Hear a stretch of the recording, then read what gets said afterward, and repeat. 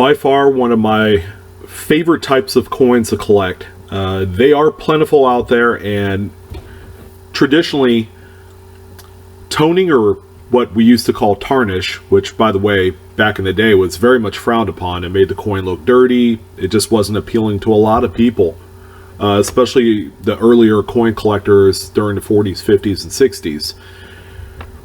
Toning makes a coin, this day and age, more electric.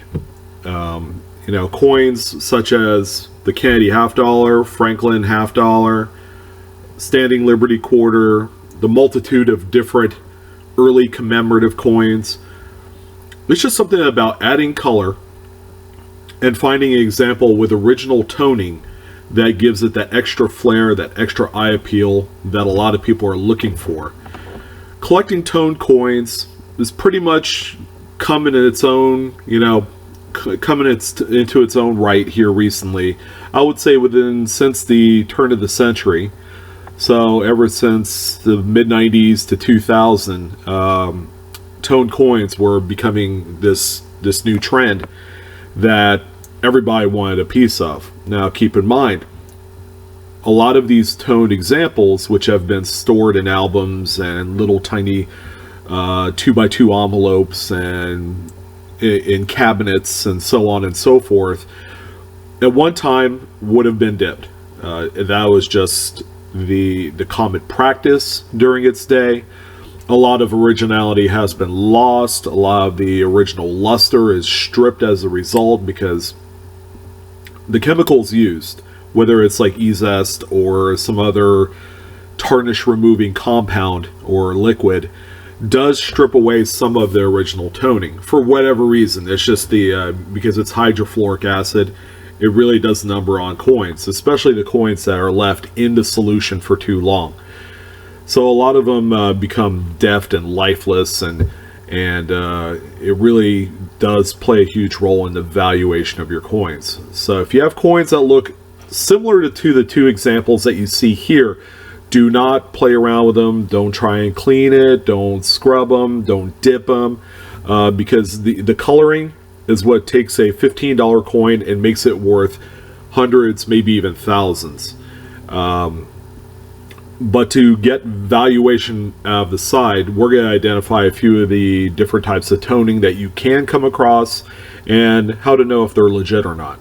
The two examples that you've seen here are Pcgs graded coins that have sold in the past. The 1964 90% silver Kennedy half dollar right here has nice fluid toning, albeit really pretty psychedelic colors. But as you can see, the toning stretches from one edge to the other and then all the way around. You have nice even coverage of color throughout the coin. This would be only indicative of a coin that has spent some time in an older album. Keep in mind, some of those older albums don't adopt the archival safe acid-free pages that a lot of the brands do today.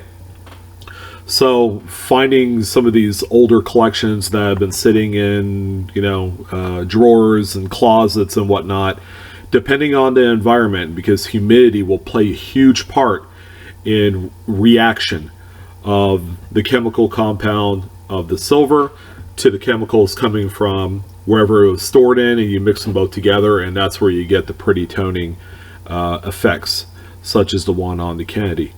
Now the Franklin half dollar, because of the location of the toning area, which is primarily on the very edge, would indicate that this coin is some sort of roll ender. So it spent life as a BU coin in a BU roll of other 1960 or 1960s Franklin half dollars. The reaction of the chemicals, because again, the older paper on those rolls from, let's say, back in the 50s and 60s don't have the archival safe materials to prevent toning such as this. And it's just the paper reacting to the very edges of the coin. If it's anything like the older paper rolls, it's going to be rolled at the top and bottom, and that's how you get the spread of toning to a certain area on the coin and not all the way to the middle. So up next, we're going to look at an early silver commemorative. These were produced from 1892 all the way up to the 50s.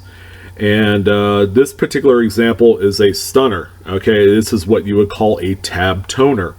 Now, the reason why it's called tab toner, and I don't know if you guys are familiar with the inception of the commemorative coin program. The U.S. Mint has produced various numbers of different designs based off of historically significant events in U.S. history.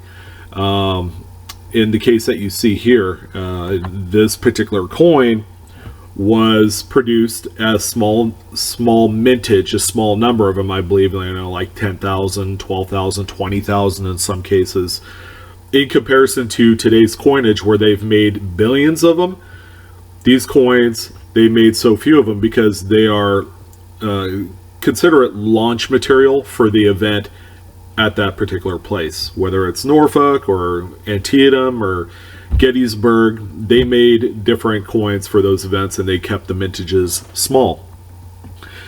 The coins themselves were housed in, and you'll see it here in this graphic, this next photo, they're housed in a little pamphlet-sized deal, approximately half a sheet in size when it's folded. And you open up the pamphlet, it has all the information on, well, in this case, it's the New Rochelle commemorative coin. As you can see, there was that tab sitting there on the right. The coin would be slipped in there. Now, not thinking a lot about it, a lot of folks that bought these, they paid $2 or $3 for the commemorative coin with the pamphlet, and they would just tuck it away in a drawer or some place of safekeeping. And just like all the paper materials back in the day, they weren't archival safe. So there was a lot of reaction between the chemicals in the paper and the silver, and that's where you get this beautiful tab-toned look. Okay, the tab is simply the paper partition that overlaps on the coin that keeps it snug and tight onto the presentation brochure. So those are the different types of toning you could come across. Toning sometimes can be a little tricky. You really can't tell if they're legitimate toning or not. What I can tell you is, because heat plays a huge part in the reaction of toning of the coins to the materials that they're in. If coins submit themselves to too much color, okay, that's a pretty good telltale sign that it's a artificially toned piece. Usually what I tell folks, if they're unsure about the type of toning they have on their coin, it's always a good practice to hop on one of those forum sites like Coin Talk, which I'm active on, Coin Community, Pcgs, Collectors Universe.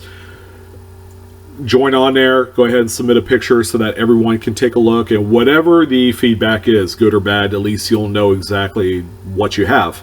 And that's an important part of coin collecting, is the educational aspect of it all.